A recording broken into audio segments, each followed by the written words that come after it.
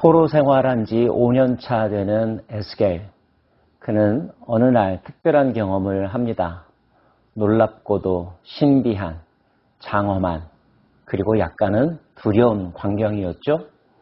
그것은 보좌 위에 계신 하나님을 경험하는 것이었습니다. 여호와의 영광이 그에게 나타났다고 고백하고 있죠. 사람이 여호와의 영광 앞에서 어떻게 반응할 수 있을까요? 좋기만 할까요? 그런 마음도 있겠지만 두려운 마음, 압도하는 경이로움에 무릎 꿇을 수밖에 없는 것. 심지어 이사야는 화로다 내가 죽게 되었도다 이렇게 말하지 않았습니까? 사도 요한도 계시록에서 여호와의 임재를 경험했을 때 엎드려 아무 말도 할 수 없었다는 것 알고 계시죠? 에스겔도 그 앞에 무릎 꿇을 수밖에 없었습니다.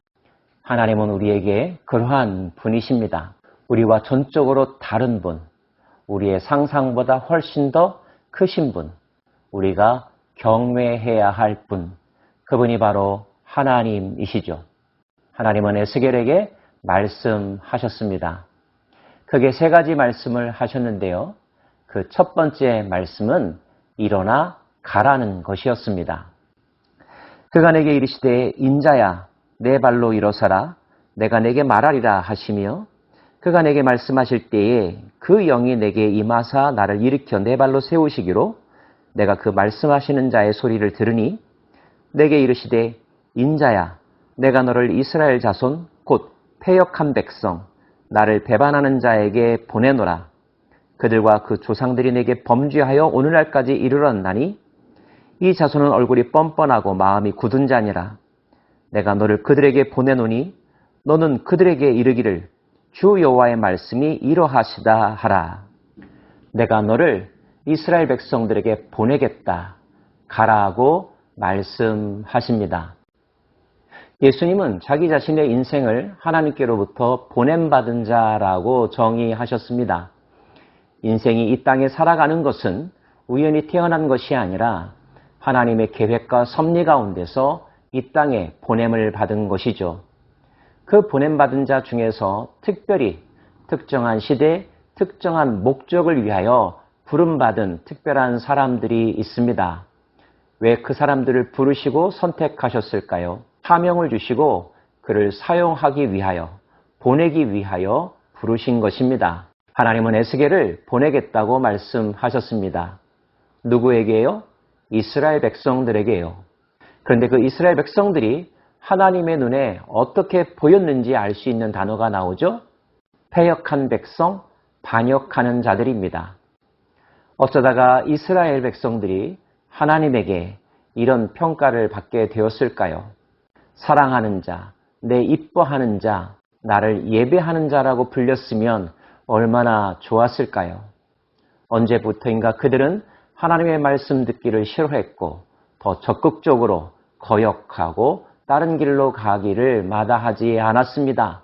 혹시 그 모습이 요즘 여러분의 모습, 이 시대의 모습은 아닐런지요?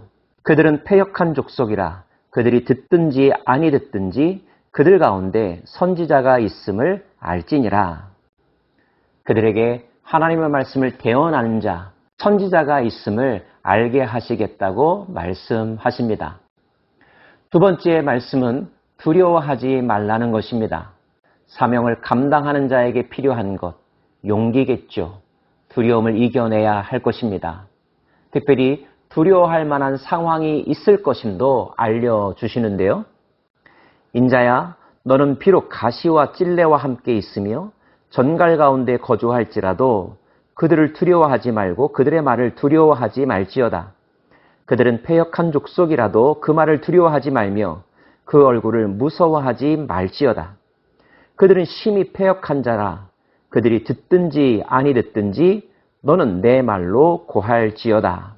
앞으로 에스겔이 맞닥뜨려야 될 백성들은 옥토와 같은 겸손한 마음, 듣는 마음을 가진 자들이 아니라 가시, 찔레, 전갈로 상징되는 사람들이었고 패역한 마음을 가진 자들이었습니다. 당연히 부담스럽고 두려울 수 있겠죠. 그러나 그럼에도 불구하고 두려워하지 말라는 것입니다. 너의 말을 하는 것이 아니라 내 말을 전하라고 하십니다. 예언자로, 선포자로, 증인으로 사용하시겠다는 것이 하나님의 뜻이었습니다. 세 번째 말씀은 먹으라는 것이었습니다. 너 인자야, 내가 내게 이르는 말을 듣고 그 패역한 족속같이 패역하지 말고 내 입을 벌리고 내가 내게 주는 것을 먹으라 하시기로, 내가 보니 보라 한 손이 나를 향하여 펴지고 보라 그 안에 두루마리 책이 있더라. 그가 그것을 내 앞에 펴시니 그 안팎에 글이 있는데 그 위에 애가와 애곡과 재앙의 말이 기록되었더라. 만약에 그런 상황이 무서워서 에스겔이 순종하지 않았다면 에스겔 또한 다른 이스라엘 족속들과 마찬가지로 패역한 족속이 되는 거죠. 너는 그래서는 안 된다고 말씀하십니다. 그러면서 그들에게 가서 전해야 될 말을 가르쳐 주시는데요. 그 내용이 두루마리 책에 들어있다는 것입니다. 책을 먹으라 라고 하는 말씀은 그 책의 내용을 완전하게 숙지하라, 내 것으로 삼으라 라고 하는 뜻이겠죠. 에스겔이 그 책을 펼쳐보았습니다. 책의 내용이 무엇이었을까? 위로와 격려와 소망과 칭찬의 말씀이었으면 얼마나 좋았을까요? 그렇지 않았습니다. 애가와 애곡과 재앙의 말들이 가득했음을 에스겔은 보게 되었습니다. 좋지 못한 이야기, 슬픈 이야기, 징계에 관한 이야기를 전한다는 것 결코 쉬운 일이 아니었을 것입니다. 그럼에도 불구하고 하나님은 에스겔에게 명령하셨습니다. 그리고 이 명령은 에스겔이 감당할 수 없을 만큼의 놀라운 영적 체험, 두렵고도 장엄한 여호와의 영광을 경험한 후에 그에게 주어졌죠. 어떤 의미입니까? 그 어떤 두려움도 하나님이 주시는 두려움보다 클 수 없다는 것입니다. 세상의 어떤 강함도 하나님의 장엄함보다 강할 수 없다는 것. 진정으로 하나님을 경험한 자라면 그 하나님의 말씀에 불순종할 수 없다는 것. 순종하게 만드시는 하나님의 위엄을 경험한 연약한 인간. 특별히 오늘 본문에서 하나님은 에스겔을 부를 때 인자야 라고 호칭하시죠. 사람아 라고 하는 뜻입니다. 에스겔서에는 이 표현이 90회 이상 나오는데요. 사람이라고 하는 단어 자체가 주는 깨달음은 무엇입니까? 하나님에 의하여 창조된 피조물에 지나지 않는다는 것. 하나님과는 전적으로 다른 존재이며 하나님의 말씀을 듣는 존재로 지음받았다는 것. 유한한 존재라는 것. 하나님 없이는 살아갈 수 없는 존재라는 것을 확인시켜주고 강조하는 호칭이 아닐까요? 이 음성을 들을 때 에스겔은 포로 5년차였고 아직 예루살렘 성전이 건재해 있던 때입니다. 물론 풍전등화와 같은 위기 가운데 있었지만요.